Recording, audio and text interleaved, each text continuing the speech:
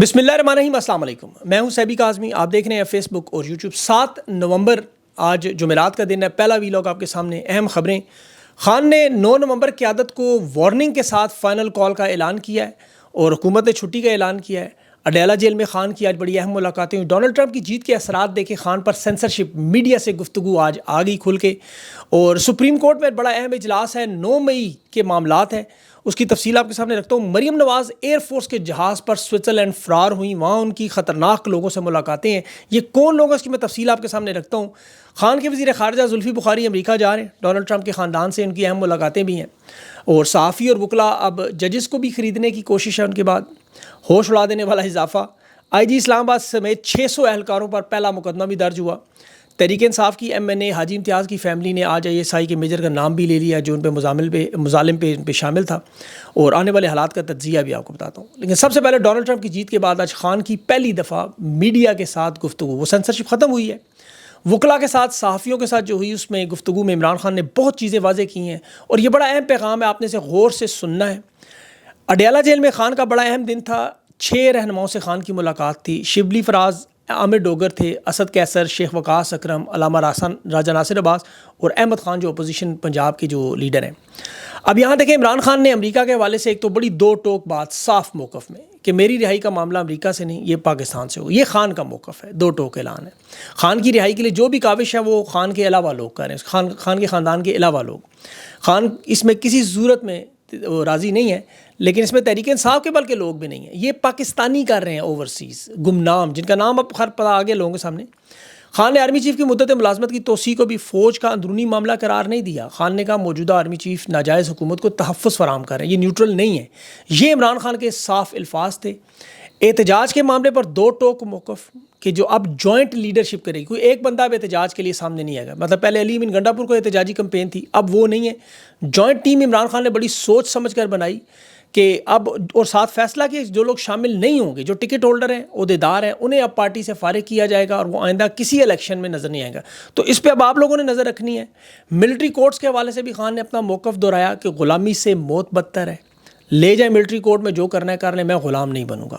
मेरी बहनें भी दोनों जेल में डाली गई, मेरा भांजा भी 1.5 साल में जेल, मेरी पार्टी के साथ जो हो रहा है, मैं हर कुर्बानी के लिए तैयार हूँ। खान असल में रहनुमाओं को बता रहा है कि देखो, अगर भुगत सकता हूँ तो तुम क्या किस खेत की मूलियाँ हो। अब जनरल बाजवा की तोसी को खान ने आज अपनी गलती करार दिया, जो पहले भी कह चुके हैं। और हुकूमत में आना भी खान ने कहा मुझे नहीं आना चाहिए था, इंतखाबात में दोबारा जाना चाहिए। ये एक बड़े रहनुमा की निशानी है। और डोनाल्ड ट्रंप की जीत पर भी खान ने बड़ा वाज़ेह कहा कि चलो कम से कम बाइडन चला गया, ये न्यूट्रल होगा, ये उसकी तरह तो नहीं करेगा। और मैं अपनी रिहाई पर पाकिस्तान की आवाम की तरफ देख रहा हूँ। खान ने तो खैर अपनी आवाम को भी कभी नहीं कहा। खान ने कहा मेरा नाम बराए मेहरबानी ECL में मुस्तकिल डाल दें, तो मैं कभी नहीं भागूंगा जैसे नवाज शरीफ भागा हुआ है, या उसकी बेटी अब बैरून मुल्क महंगे महंगे इलाज करवाने छोटी बड़ी करवा रही हैं। ये मैं कह रहा हूँ। एहतजाजी कमेटी भी जो खान ने बनाई, इसमें 2 पंजाब से और 2 KP से, ये जॉइंट लीडरशिप है। अब आप देखें, उमर अयूब, शिबली फराज, अली अमीन गंडापुर और अहमद खान बुचर, ये 4 नाम हैं, 2 KP 2 इधर से। और खान ने मामला लीडरशिप का हल कर दिया और ये जॉइंट करेंगे एफर्ट सारी। 9 नवंबर स्वाबी का मामला बड़ा अहम है।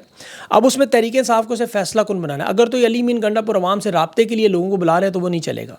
ये 4 रुकनी कमेटी पंजाब और KP में लोगों को मोबिलाइज़ करेगी और ये आखिरी कॉल की तरफ जाना है, क्योंकि हालात अब तहरीक इंसाफ के लिए मौजू होते जा रहे हैं। अब पाकिस्तानी बिजनेसमैन, आपको पता है, जो डोनाल्ड ट्रंप की टीम से रब्ता कर रहे हैं, जुल्फ़ी बुखारी कर रहे हैं, तहरीक इंसाफ के लोग कर रहे हैं। अब एक तरफ उनकी काविश है, दूसरी तरफ उन पर भी बड़ा शदीद दबाव डाला जा रहा है कि ये किसी तरह इनके राब्ते तोड़े जाएं। बल्कि मेरे ख्याल में जुल्फ़ी बुखारी की जान भी इस वक्त बड़ी ख़तरे में है। डोनाल्ड ट्रंप के दामाद से उसके बड़े करीबी ताल्लुकात हैं, जेरेड कुशनर के साथ। उसके फ़ोन पर उसकी शायद बात भी अभी हुई है, कन्फर्म मैं भी कर नहीं सकता। वाशिंगटन वो जा रहा है मुलाकात के लिए। और देखिए, डोनाल्ड ट्रंप के ख़िलाफ़ जिन लोगों ने ट्वीट्स और वीडियोज़ की थी ना, और लोग कुछ कह रहे हैं जी बड़े भोले लोग, कि जी कुछ नहीं होगा। 2021 में डोनाल्ड ट्रंप ने अपनी पार्टी से अपने मुखालिफिन को निकाला था इसी वजह से। ये 6 जनवरी कैपिटल हिल पे हमला हुआ था, तो ये डोनाल्ड ट्रंप पर तनकीद कर रहे थे। 10 रिपब्लिक अरकान कांग्रेस के जिन्होंने मुआख़ज़े की में वोट डाले थे, वो सारे के सारे फ़ारिग हो गए थे। वो लिज चीनी एक बड़ी इनकी लीड कर रही थी, वो भी फ़ारिग, और बाकी सारों ने इंतखाबात लड़ने का फैसला, उनकी सियासत ही ख़त्म होगी। तो जुल्फ़ी बुखारी की जो काविश है, उसके बाद देखें अब बरतानिया में से भी बड़ा अहम मामला भी इन दिनों में अखबारात में आपको बहुत सी चीज़ें जो लॉबिंग करती रही, इस्टेब्लिशमेंट के नाम और सबूत, ये तमाम खबरें आपके सामने आएंगी। अभी मैं आपको पहले ही बता रहा हूँ, बड़े बड़े नाम हो गए, कहाँ से पैसा आता रहा, कौन ये खान की रिहाई की कोशिशों को रोकने की سبتاج کرتا رہا. آکسفورڈ یونیورسٹی کے چاہے الیکشن ہو, چاہے خان کی زیادتیات پہ حملے ہوں, یہ سارے لوگ کروانے والے, ان کی پوری معلومات اس ہفتے میں آپ کو برطانیہ کے اخبارات میں آئیں گی, یہ یاد رکھیے گا. بہرحال ان تمام کاوش کو روکنے کے لیے جو آل شریف اس وقت کر رہی ہے, اس میں بڑا اہم معاملہ جو مریم نواز اور نواز شریف انٹرنیشنل اسٹیبلشمنٹ کے اہم اراکین سے جنیوا میں ملے. اب جنیوا میں کیوں مل رہے ہیں؟ یہ مریم نواز شیخ حسینہ کی طرح کیوں, جس طرح وہ وہاں فوج کے ہیلی کاپٹر میں بھاگی, یہ پاکستان ایئر فورس کے خصوصی طیارے میں PFF-3 سے لاہور سے جنیوا گئیں علاج کے بہانے. اب کہ کسی کو پتہ نہیں چلے گا جی پلاسٹک پتہ نہیں پگھل رہا ہے, کچھ چھوٹی کروانی ہے, بڑی کروانی ہے سرجری, مطلب کیا معاملہ ہے. لیکن اصل میں جو ان کی ملاقاتیں ہیں وہ کس سے ہیں؟ دیکھیں جنیوا میں آپ جائیں سرچ کریں, کوئی بڑا پلاسٹک سرجن نہیں ملے گا. یہ امریکہ میں ہے, برازیل میں ہے, تھائی لینڈ میں ہے, میکسیکو میں ہے, ترکی میں ہے, ایون آسٹریلیا میں بے تحاشا ہے. لیکن جنیوا میں کوئی بڑا سرجن نہیں ہے. وہاں یہ کس سے مل رہے ہیں؟ وہاں پر ڈیپ سٹیٹ ایکٹرز کے 12 اہم لوگ ہیں. ان کی دولت کا اگر آپ نے اندازہ کرنا ہے, آپ سوچ نہیں سکتے. ایک تو یہ خطرناک لوگ ہیں, ڈیپ سٹیٹ ایکٹرز کنسورٹیم ہے, بڑی بڑی جنگوں میں مدد کرتے ہیں, یہ جتھا ہے پورا. انہی لوگوں کی گارنٹیوں پر نواز شریف کے کیسز ختم ہوئے, عدم اعتماد کے بعد خان کی حکومت گرائی گئی اور ان لوگوں کو پھر حکومت ملی. ورنہ نہ ان کے پاس عوامی ووٹ تھا, نہ ان کے پاس سپورٹ تھی. لیکن یہ اقتدار میں آئے اسی راستے سے جس کا یہ ذکر کرتے بھی رہے. آپ صرف وہاں کے 3 بڑے خاندان دیکھ لیں, ان کا میں ذکر کروں. آپ بینجامن ڈی روتھ کا نام, ڈی روتھ چائلڈ کا نام گوگل کریں, یہ وہاں رہائش پذیر ہیں. اس کے علاوہ بہت سارے اور لوگ ہیں. یہ 8ویں صدی سے بینکنگ اور مالیات میں, اور یہ اس قدر امیر ہیں, 19ویں صدی سے ان کی آپ مجموعی دولت دیکھیں تو ان کا پتہ ہی نہیں ہے کہ کتنا پیسہ. عوامی سطح پر ان کی معلومات ہی دستیاب نہیں. فوربس میگزین نے 2012 تک ان کو ارب پتی ڈکلیئر کیا تھا. اس کے بعد حالات یہ ہیں کہ دنیا کی حکومتوں کو یہ قرضے دیتے ہیں. یہودی نژاد ہیں اور انہوں نے 19ویں صدی میں برطانیہ, فرانس اور آسٹریا کو قرضے دیے تھے. جنگوں میں سب سے زیادہ مال لگانے والے لوگ ہیں, بڑے مشہور ہیں. اب اس پہ میں تفصیل سے کہیں ویلاگ کروں ان کے بارے میں, لیکن یہ شہباز شریف سے پہلے ملاقات ہو چکی ہے. وہ تمام تصاویر آپ کو PDM کی پہلی حکومت کی طرح, آپ گوگل پہ جائیں, روتشیلڈ لکھیں, شہباز شریف آ جائے گا. یہ IMF سے قرض نہیں مل رہا تھا. اب ان کے خاندان کے شہباز شریف سے بڑے گہرے تعلقات ہیں آل شریف کے ساتھ, ان کے روتشیلڈ سے. اب نام تو یہ لگاتے ہیں کہ عمران خان کا وہ یہودی تھا, لیکن اصل واردات ان کی ہے. اور یہاں نواز شریف کی برطانیہ میں بھی ان سے پہلے ملاقاتیں ہو چکی ہیں. اب یہ جو ملاقاتیں ہیں ان کا مقصد کیا ہے؟ ایک تو جو ہی عمران خان کی رہائی کی کاوش شروع ہوئی, ان لوگوں نے حقیقی معنوں میں اپنی کاوش بھی شروع کر دی. اور میں سمجھتا ہوں خان کی زندگی بھی یقین کریں خطرے میں ہو سکتی ہے. اللہ اسے محفوظ رکھے. مولانا صاحب بھی لندن پہنچے ہوئے ہیں, وہاں بھی انہیں کوئی لالچ والے دی جائے گی. امریکہ نے بھی آپ کو پتہ ہے وہاں جو وہاں سے لابنگ ہو رہی ہے, نت نئے طریقے نکال رہے ہیں. ڈونلڈ ٹرمپ کے ارد گرد جو پوری ایک لابنگ گروپ ہے اسے اپروچ کر رہے ہیں یہ لوگ.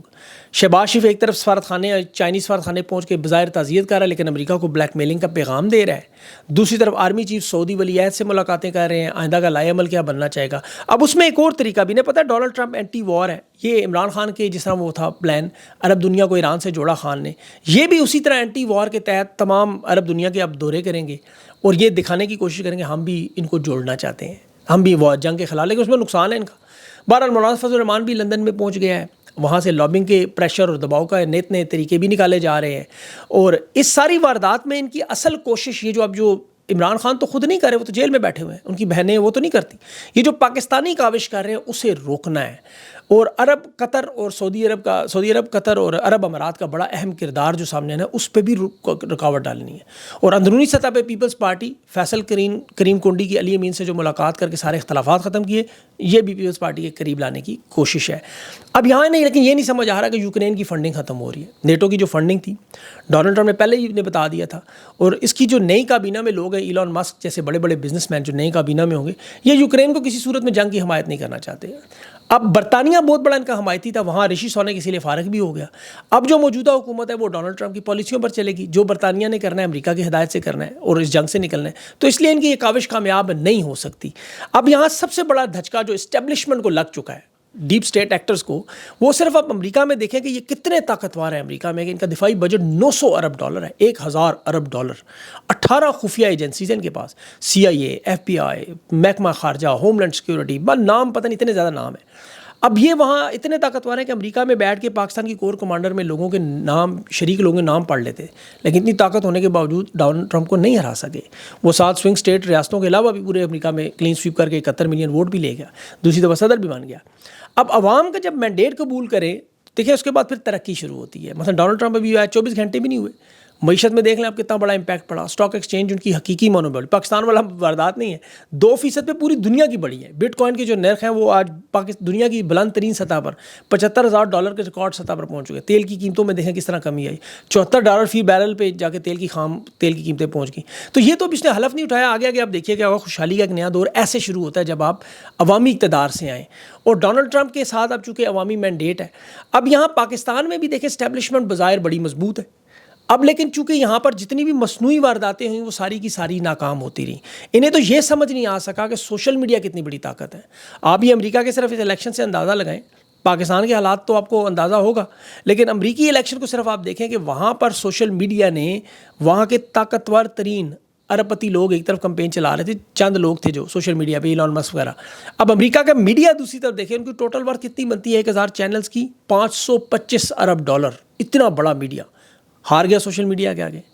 اور یہ چیز پاکستان میں طاقتور لوگ سمجھ نہیں رہے. انہوں نے 40 ارب لگا کے فائر وال روکنے کی کوشش کی, وہ نہیں کامیاب ہوئے. ابھی بھی دیکھ لیں سوشل میڈیا آپ کے سامنے کیا کر رہا ہے. خان کی جیت میں سوشل میڈیا اور پاکستان کی عوام ہے. بدقسمتی صرف یہ رہی یہاں اسٹیون مکیفی جیسے جج نہیں تھے. خان تو دیکھیں 3/4 اکثریت عوام دے چکی تھی. یہاں کی آبادی 33 کروڑ ہے, امریکہ کی آبادی 33 کروڑ, پاکستان کی 25 کروڑ ہے. اب یہاں صرف عدلیہ اور انصاف ہوتا تو 77 سال کا یہ جو قبضہ ہے, یہ جنہوں نے 2 سال میں انٹرنیٹ بند کیا, کمپنیاں بند کی, پھر لوڈ شیڈنگ کی, بے روزگاری کی وجہ سے ویسے ہی لوگوں کے پاس پیکیج نہیں ہوتے, انٹرنیٹ نہیں چلتا, ساری آبادی ملا کے بھی سوشل میڈیا انٹرنیٹ پہ 1 کروڑ کے قریب بنتی ہے. اب 25 کروڑ میں 1 کروڑ کچھ بھی نہیں, لیکن اس کے باوجود دیکھ لیں کیا حالات ہیں. امریکہ میں اسٹیبلشمنٹ ڈونلڈ ٹرمپ کو تحریک انصاف کی طرح توڑتی بھی نہیں رہی, پریس کانفرنسیں نہیں کرواتی رہی, ٹرمپ کو جیل میں نہیں ڈالا, میڈیا میں اس کا نام نہیں بند ہوا, دہشت گردی کے پرچے نہیں تھے, اس کے کسی وکیل کو نہیں اٹھایا گیا, انتخابی نشان نہیں چھینا. وہاں سردار سکندر سلطان, راجہ قاضی فائز جیسے بغیرت بے شرم لوگ بھی نہیں تھے. وہاں اسٹیون مکیفی جیسے جج تھے جنہوں نے ٹرمپ کو جیل سے باہر رکھا, اور آج اسے استثنا بھی 26 نومبر کو سارے کیسز میں مل جائے گا. تو یہ بہت بڑا فرق تھا. لیکن پاکستان کی عوام کی مزاحمت, جنہوں نے آگ اور خون کا دریا 8 فروری کو پار کیا, حالانکہ 2 دفعہ الیکشن منسوخ ہوئے, یہ آج بھی خان کو 3/4 اکثریت دلوا کے بھی ساتھ کھڑے ہیں. دیکھ لیں 2 سال 6 مہینوں میں جو تباہی بربادی ہوئی, عوام نہیں ہٹی ابھی تک, باخدا عوام ادھر ہی موجود ہے. صرف انہیں موبلائز کرنے کا طریقہ سمجھ نہیں آ رہا, کیونکہ دشمن کا بڑا کمینہ اور ذلیل ہے جو نہ جمہوری اور ایک تاریخ مانتا ہے باتیں. یہ رانا ثناء اللہ خود کہتا ہے ہم ہر حد تک گزریں گے, اور ہر حد انہوں نے کراس کی ہے. اب وہاں پہ دیکھیں دشمن دیانتدار تھا, کملا ہیرس نے شکست تسلیم کر لی, مبارکباد بھی دے رہی. بائیڈن کہہ رہا ہے صدر سے آؤ جی ادھر وائٹ ہاؤس میں آپ خطاب جمعرات کو وہ کر کے عوام کو بتا بھی دے گا. یہاں نواز شریف ذلت سے ہارا, اسے وکٹری اسپیچ کروا دی, سارا رزلٹ بدل دیا. باوجود ان سب چیزوں کے قوم ڈٹ کے کھڑی بھی ہے اور مزاحمت بھی کر رہی ہے. اور انشاءاللہ آج بھی دیکھیں الحمدللہ خان کا نام پاکستان کے ہر گھر میں, سوشل میڈیا ہو, میڈیا ہو, گلی گوٹ بازار کوچے, ہر جگہ عمران خان کا نام سب سے اوپر. لنگڑی لولی حالت میں بھی تحریک انصاف پارلیمنٹ اور سینٹ میں بہت بڑی اکثریت میں. تو آنے والے دنوں میں انشاءاللہ یہ حالات آپ کو بہتر ہوتے ہوئے نظر آئیں گے, اور اس میں عدلیہ کا کردار بڑا اہم ہوگا, تحریک انصاف کی قیادت کا بڑا اہم کردار ہوگا. یہ جو فیصلہ کن مراحل کی طرف جائے گا معاملہ, یہ انہی کی طرف سے جائے گا. اس کے بعد انٹرنیشنل دباؤ کا اضافہ ہوگا, یہ سارے عوامل اکٹھے ہوں گے. خان کی رہائی, اور خان کی رہائی ہونی ہے, آپ یقین کریں پورا سسٹم دھڑام سے ایسے گرے گا کہ آپ کو سمجھ نہیں آئے گی ہوا کیا ہے. ابھی عدلیہ کے 2 اہم اجلاس ہیں, اور یہ بڑا اہم معاملہ ہے کیونکہ 9 مئی کے کیسز ہیں اس میں. اور ان 2 اجلاس میں یاد رکھیں کہ یہ جو چیف جسٹس ہیں, ایک تو میں منصور شاہ بار بار کہتا ہوں, یہ آفریدی صاحب, یہ 6 جنوری کیپٹل ہل امریکہ کا بالکل یہاں 9 مئی کا معاملہ ہے. سپریم جوڈیشل کونسل کے بعد یہ آفریدی صاحب کا یہ پہلا اجلاس ہے, اور اس میں انسداد دہشت گردی کی عدالتوں میں جتنے بھی کیس ہیں 9 مئی سے متعلق. اور دیکھیں انسداد دہشت گردی کی عدالتوں میں آپ دیکھیں تو اس وقت تحریک انصاف کی مخالفت میں خان پر دڑا دڑ کیس, اسلام آباد میں 17 اور پنجاب میں 38 کیسز تو صرف یہ تھے, باقی انہوں نے بے تحاشا کیسز بنائے, 16,000 لوگوں کی گرفتاریاں ہوئیں. اب اس میں 90% لوگ رہا ہو چکے ہیں, بلکہ زیادہ. اب عدالتوں میں جو رہ گئے یا ملٹری کسٹڈی میں جو لوگ ہیں ان کو چھوڑ کے اب سپریم جوڈیشل کونسل میں یہ جو اجلاس ہے, اس میں جتنے بھی یہ جھوٹے مقدمات بنائے گئے اور بھرمار لگی ہوئی ہے ان تمام کیسز بھی, اس پر ایک لائے عمل باقاعدہ طور پر آج بریفنگ کا معاملہ ججز سے, اور اس کے ساتھ ساتھ 26ویں آئینی ترامیم کے اور مخصوص نشستوں کا معاملہ جو سپریم کورٹ کے حکم نہیں مانے گے. اور پریکٹس اینڈ پروسیجر کمیٹی کے 2 اجلاس ہیں, ایک تو یہ آفریدی صاحب جس میں منصور شاہ اور جسٹس امین الدین شامل ہیں, اور یہ ابھی بھی اکثریت یہ آفریدی اور منصور شاہ کی. اور یہی سب سے اہم معاملہ ہے کہ خان کے 9 مئی کے کیسز ادھر آنے ہیں, یہ یاد رکھیے گا, یہ آئینی کیسز نہیں ہیں. اب عدلیہ کی طرف سے یہاں سب سے بڑا معاملہ, اگر کیس ریجیکٹ ہوتا ہے ادھر جاتا ہے, وہ انشاءاللہ سپریم کورٹ میں حل ہوگا. 18 مہینے ہو چکے ہیں, ابھی تک ان دہشت گردی کے معاملات پر فیصلہ نہیں ہوا. قانون کہتا ہے 90 دن میں آپ کریں, 90 دن میں. اب آپ دیکھیں کہ ایک دن میں 2-3 سماعتیں کر کے بھی ختم کر سکتے تھے، لیکن چونکہ کیس جھوٹے ہیں سارے، اب جو جتنے بھی ججز ہیں ان کی ذمہ داری ہے کہ اسے مکمل کریں. اور ویسے تو یہ 9 اگست 2023 تک سارا معاملہ ختم ہو جانا چاہیے تھا. 18 مہینے ہو گئے ابھی تک یہ فیصلہ نہیں ہو پا رہا، اور یہ اس لیے بڑا اہم آج کا اجلاس ہے. اور جو آئینی بینچ ہے اس میں آپ کو پتہ الیکشن کا معاملہ ہے، وہاں امین الدین خان کے ساتھ جمال مندوخیل اور محمد علی مظہر ہیں. وہ الیکشن کا معاملہ ان کے کنٹرول میں، یہ ماننا. لیکن میں سمجھتا ہوں خان کی رہائی ہوئی الیکشن سارے کا سارا خود بڑھ جائے گا. تو خان کی رہائی میرے خیال میں زیادہ اہم ہے مینڈیٹ کی واپسی سے بھی زیادہ. اور انشاءاللہ خان کی واپسی ہوئی تو یہ پورا نظام گر جائے گا. اسی لیے پاکستان کی عوام کو مینڈیٹ کی واپسی سے زیادہ یقین کریں خان کی واپسی پہ. یہ آئینی بینچ بناتے رہیں، دے دیں کہ یہ لے جو الیکشن. ویسے بھی ان کی حکومت بن چکی ہے، صدر، وزیر اعظم سے چیئرمین سینٹ، قاضی جتنے بھی انہوں نے یا فریدی سمیت سارا جو وارداتیں کرنی تھی کر لیں جو اور 2-4 جو کرنی ہے وہ بھی. اصل معاملہ ہے خان کی رہائی کا. خان کی رہائی کے لیے اگر تحریک انصاف 9 نومبر کو باخدا اس فائنل کال کی طرف جاتی ہے اور لوگ ڈٹ کے کھڑے ہوتے ہیں اور انہیں تھوڑی سی پش ملتا ہے تو یہ سارا معاملہ آپ کے سامنے انشاءاللہ انہیں 2-3 مہینوں میں ہی ختم ہو جائے گا. دسمبر سے پہلے نئے الیکشن اور خان کی رہائی ہو جائے گی. اگر یہ تحریک انصاف کے رہنما اس وقت انہوں نے پیٹھ نہ دکھائی، ڈرے نہ. کیونکہ میں ایک اور چیز میں نے بڑی ان دنوں میں ریسرچ کیا کہ ان میں کمپرومائز لوگ نہیں ہیں. جو لوگ آپ کو نظر آتے ہیں غدار، یہ سارے کے سارے ڈرے ہوئے ہیں. یہ حقیقت ہے کہ روز جو لوگوں کو اٹھایا جاتا ہے، دباؤ ڈالا جاتا ہے، اس چیز سے یہ ڈرے اور خوف زدہ ہے. اگر اللہ ان کا یہ خوف کا بت توڑ دیا ان کے اندر سے تو پھر انشاءاللہ معاملہ بڑی جلدی حل ہو جائے گا. ورنہ اس میں تھوڑا سا وقت لگے گا، لیکن انشاءاللہ معاملات بہتری کی طرف جائیں گے ضرور. کیونکہ اب یہ انتہا پہ جو کچھ کرنا چاہتے تھے کر چکے ہیں. اب اس کے بعد کچھ پیچھے بچتا نہیں ہے کرنے کو. تو اس لیے اب اس کے بعد زوال ہی ہے. جو بھی چیز آپ کو پتہ ہے انتہا تک پہنچے تو اس کے بعد پھر اس کی اخیر ہی شروع ہو جاتی ہے. تو ان کی اخیر انشاءاللہ شروع ہونے والی ہے. اپنا خیال رکھیں، مجھے اجازت دیں. اللہ حافظ.